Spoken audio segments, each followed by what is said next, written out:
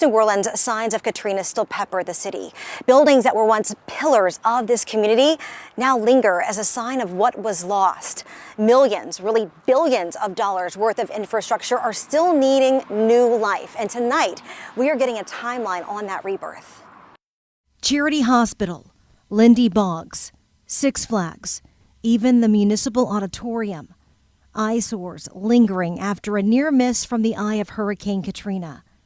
Each sitting stagnant like the Katrina floodwaters that left them damaged or deserted. But now, nearly 2 decades later, there are some signs of life that leaders are hoping will grow into revitalization. A lot of times it's like a duck on a pond. It's very placid and doesn't seem like a whole lot's happening on the surface, but there's kicking and churning and a lot of work happening underneath the surface and behind the scenes. Jeffrey Schwartz oversees economic development in the city of New Orleans and works alongside other top staffers to help decide the best use for many of these blighted buildings.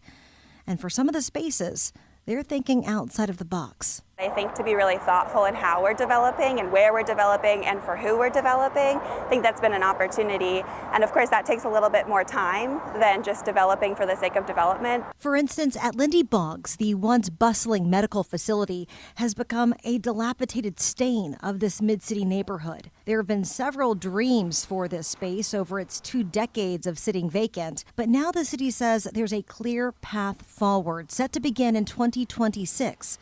A mixed-use development, residential plus retail spaces with added drainage benefits. To revitalize properties and get them back on the tax rolls, that reduces crime, that increases quality of life, and it gives you a place to live, work, and eat in your own neighborhood. The old naval base in the Bywater is closer to seeing new life, with a groundbreaking set to happen in just a few months. It's probably one of the most exciting projects right now. Closed by the Department of Defense 15 years ago, developers are about to reach the first $170 million phase of the project, with 294 units of affordable housing and a new energy incubator inside. But there's also other ideas floating down the riverfront on what to do with this prime real estate.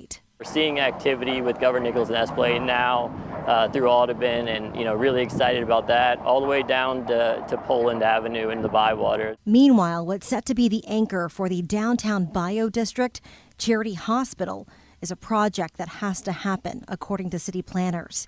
The $650 million renovation wouldn't just signal a boost for hospitals, but for the city itself. Leaders are also eyeing a way to bring back West End, with new legislation paving the way for more businesses to possibly set up shop in what was really once a happening spot near the lakefront. I would love to see, a market, right? You always hear Pike's Place in Seattle kind of being the gold standard. Yeah. I don't know if it'll be that, but I think there's a lot of opportunity. But they're also looking at ways to incorporate more private-public partnerships, touting the success of the 504 golf site. This is an investment in downtown New Orleans in a signature location that's a gateway to the city. The change in the city's skyline, a tangible example as to how the city altered its own business strategy. Examples of New Orleans trying to get it right for the people who live here and harness New Orleans' potential in innovative ways. The city of New Orleans had roughly 1,200 Katrina-related projects, with the federal government obligated to pay $2.4 billion. To date, it's paid out $1.7 billion, with $333 million in process. That's about half of all the recovery dollars.